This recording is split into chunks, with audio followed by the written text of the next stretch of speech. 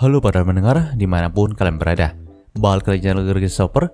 Oke, dalam video kali ini gue akan kembali membahas tentang light novel Mobuseka volume 11. Dalam part sebelumnya, kita sudah mengetahui kalau Leon dan yang lainnya dihadapkan oleh armor magis dari kerajaan Rachel yang berada di bawah danau. Dikatakan nih, kalau armor magis yang berada di bawah danau itu bisa memanipulasi apapun yang ada di sekitarnya. Termasuk dia juga mengeluarkan tentakel yang menyerang Leon dan yang lainnya. Selain itu, armor magis itu juga mengeluarkan sejenis monster kecil yang malah menyerang warga Rachel sendiri. Nah, Leon itu menyerahkan urusan mengenai tentakel itu dan para monster kecil yang berkeliaran kepada 5 pangeran idiot kita dan juga Finn. Sementara itu, dia sendiri akan menyelam ke dasar danau untuk menghancurkan armor magis tersebut. Di sisi lain, Merlin yang berada di Lycaon juga tidak membiarkan Raja Suci Rachel bisa melarikan diri, karena memang dia itu berniat untuk meninggalkan kerajaannya sendiri dan mengungsi ke Kekaisaran Veldonova. Dalam part kali ini, panel cerita pun dibuka dari Carter, Leon, dan Luxon yang berada di dalam danau. Nah, setelah memasang peralatan perang dalam airnya, mereka pun langsung terjun ke dalam danau. Dan saat itu, mereka juga langsung disambut oleh bangkai armor magis raksasa yang nampak sudah berkarat nih. Terlihat kalau badan dari armor magis yang terkubur di dalam danau itu sudah banyak terkikis. Itu artinya para paladin dari Rachel itu mengambil kepingan armor magis yang ada di sini. Pantas saja para armor magis yang berada di Rachel itu dikatakan palsu, karena memang mereka hanya menggunakan kepingan kecil dari armor magis yang asli. Sedangkan untuk Finn kan menggunakan inti sempurna dari armor magis yang berada dalam dirinya Brave nih. Nah, di sini Leon juga sebenarnya udah agak keberatan untuk menyelam nih, karena memang bertempur dalam air itu bukanlah keahliannya. Selain itu, pergerakan Arrogance juga terkesan sangat lambat jika dalam air gitu. Mendengarkan hal itu, Luxon pun berkata nih, kalau memang jangan samakan pergerakan Arrogance dalam air dengan di atas langit, karena medannya itu udah sangat berbeda gitu. Nah, sewaktu Leon dan Luxon menyusuri armor magis itu lebih lanjut, Leon pun menemukan sesuatu yang tidak terduga nih. Bahkan di sini Leon pun langsung berkata kepada Luxon kalau mereka harus menghancurkan armor magis ini segera mungkin. Panel cerita pun berpindah ke Raja Suci Rachel yang udah ditangkap sama Merlin dan 3 tunangan dari Leon nih. Walaupun sudah tertangkap, nampaknya sikap angkuh dari Raja Suci Rachel ini tidak pernah padam. Di sini bahkan dia itu berkata untuk segera melepaskan borgol yang ada di tangannya nih. Karena memang Raja Suci tidak seharusnya diperlakukan seperti ini. Bahkan dia juga sampai mengejek Angie dan Merlin yang merupakan bangsawan dari Holford. Dia berkata kalau bangsawan Holford itu tidak pernah memiliki sejarah panjang seperti bangsawan Rachel. Mendengarkan hal itu, Merlin pun langsung berkata dengan dingin nih, kalau memang kau adalah seorang bangsawan sejati, maka kau seharusnya berhenti mengeluh dan mengakui kekalahanmu saja. Selain itu, Merlin juga menuntut agar sang raja memberitahu caranya mematikan armor magis yang ada di dalam danau. Mendengarkan perkataan dari Merlin, sang raja pun langsung tertawa terbahak-bahak nih dan berkata kalau armor magis itu tidak bisa dihentikan. Dia melanjutkan kalau armor magis itu telah dijadikan eksperimen oleh mereka semua, tapi ternyata mereka itu tidak bisa mengendalikannya. Maka dari itulah armor magis itu pun sampai dibuang ke dalam dasar danau. Tapi mereka tetap memanfaatkannya lalu mengorbankan para paladin yang tidak berguna untuk menjaga armor magis itu untuk tidak mengamuk. Tentu saja semua orang yang ada di sana pun jadi terkejut nih. Ternyata yang dilihat Leon dalam dasar danau itu adalah ribuan mayat dari para paladin yang dianggap tidak berguna bagi Rachel. Mereka telah dijadikan tumbal oleh sang Raja Suci untuk menjaga armor magis itu tidak mengamuk dan menghancurkan kota Rachel sendiri. Saat itu, Carl pun melihat Merlin dan Angie dari kejauhan nih. Di sini, ia pun memang kesal dengan tindakan dari sang Raja Suci yang semena-mena itu. Tapi, karena adanya hubungan erat antara kerajaannya juga kerajaan Rachel, Carl itu masih belum melakukan tindakan apapun nih. Namun, ekspresinya pun langsung berubah ketika si Noel itu memukul sang Raja Suci dengan pukulan yang sangat keras. Di sini nampaknya dia itu tidak terima dengan sikap Raja Suci yang seperti itu. Dia berkata kalau tidak peduli gelar apapun yang dimiliki oleh sang raja, tapi tetap saja Noel itu nggak terima dengan sikap semena-mena dari sang raja, apalagi ejekannya yang diperuntukkan untuk Merlin dan Angie. Tentu aja sang Raja Suci pun langsung marah kepada Noel nih. Namun di sini, Noel itu tidak menghiraukan kemarahan dari sang Raja Suci. Nah, ketika melihat tindakan sembrono dari Noel, membuat Carl sedikit terkejut nih. Tapi di sisi lain, dia juga sangat senang ketika Noel melayangkan pukulan keras kepada sang Raja Suci yang konyol itu. Dia berkata kalau Noel itu telah mewakilinya untuk memukul sang Raja Suci. Lalu, Ia pun langsung memandang langit dan berkata lagi nih, "Jadi sekarang apa yang ingin kau lakukan, Kesatria Iblis?" Panel cerita pun berpindah ke kartu Leon lagi. Saat itu nampaknya Leon itu benar-benar ingin menghancurkan aroma magis yang ada dalam danau itu. Ia sudah mempersiapkan semua rudalnya untuk menghapus aroma magis itu dalam sekejap. Namun nampaknya itu tidak semudah yang dibayangkan, karena memang tentakel yang melindungi armor itu langsung aktif ketika Leon mendekatinya. Melihat hal itu, Leon pun langsung melayangkan rudal dan langsung menyerang armor itu dengan senjata lainnya. Tapi tetap saja hal itu nggak bisa langsung membunuh sang armor magis. Bahkan, armor magis itu langsung merubah bentuknya menjadi seperti ikan, lalu langsung menyerang Arrogance dengan kecepatan yang luar biasa. Melihat kondisi itu, Leon pun merasa kalau lama-kelamaan, Arrogance bisa hancur jika dibiarkan seperti ini. Karena memang mau dibandingkan dari sisi manapun, kecepatan dari Arrogance itu kalah jauh dari sang armor magis.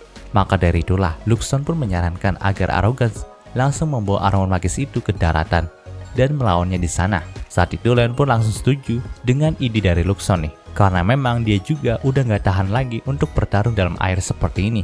Arrogance pun menggunakan jangkar miliknya untuk mengikat armor magis itu dan membawanya keluar dari danau, lalu menghabisinya di sana dengan serangan impact dari tangan kanannya. Di sini armor magis milik Rachel itu pun langsung menggembung lalu hancur berkeping-keping. Melihat hal itu, Leon pun berkata kalau dia sangat senang masalah ini udah selesai. Tapi jauh dalam lubuk hatinya, dia itu merasa menyesal karena bertarung dengan armor magis tadi. Karena memang dalam armor magis itu terdapat banyak sekali nyawa dari para paladin Rachel yang tidak bersalah. Jadi dengan Leon membunuh armor magis tadi, maka Leon juga telah dianggap membunuh semua paladin yang ada di sana. Untungnya 5 pangeran idiot kita dan Finn itu langsung memeriksa keadaan dari Leon nih. Dan kedatangan dari mereka semua itu cukup untuk membuat Leon jadi senang lagi. Mungkin kalau tidak ada mereka, maka Leon itu bisa kena mental lagi dalam perang kali ini. Nah, di sana ada juga Lycaon yang langsung mendekat kepada Leon dan yang lainnya. Setelah perang itu berakhir, semua pesawat pun langsung berkumpul di tengah ibu kota Rachel. Dan entah kenapa para rakyat Rachel itu malah memuja sosok armor dari 5 pangeran idiot kita yang telah berada di sana. Seakan-akan armor dari 5 pangeran idiot kita itu telah menjadi dewa yang menyelamatkan mereka. Melihat hal itu, Brad pun jadi agak bingung nih dengan pemikiran dari para rakyat Rachel ini. Di sisi lain, sang Raja Suci Rachel pun langsung diajak bernegosiasi oleh Melin dan yang lainnya nih. Karena memang dari awal mereka kan udah bilang nggak akan membunuh sang Raja Suci untuk perang kali ini. Maka dengan begitu Kekaisaran Valdonova juga nggak akan bergerak. Nah, walaupun sudah diajak berdiskusi secara damai, sang Raja Suci itu masih tetap saja angkuh bahkan kepada Leon sendiri. Ia berkata kalau Leon itu cuma bocah nakal yang beruntung bisa mengalahkan mereka aja. Lagi pula dia juga sangat heran kenapa kerajaan Holford ini mengangkat bocah nakal seperti Leon untuk dijadikan sebagai seorang pahlawan negara. Mendengarkan hal itu, Leon pun membalasnya kalau nampaknya bocah nakal ini telah mengalahkan Raja Suci yang selalu menyombongkan dirinya juga ya. Tentu aja Raja Suci Rachel pun kembali marah karena ejekan dari Leon. Dan hal itu langsung membuat Leon jadi senang nih. Karena bagi dirinya, dalam perdebatan seperti ini, orang yang marah dan kesalah akan dianggap sebagai pihak yang kalah. Sebenarnya, Leon itu sempat nggak diperbolehkan untuk ikut dalam negosiasi ini oleh Angie nih. Karena memang dia itu harus beristirahat karena baru saja menjalani perang yang cukup menguras tenaga. Tapi di sini Leon pun berkata kalau dia akan beristirahat nanti. Karena memang menurutnya negosiasi ini akan berjalan dengan cepat.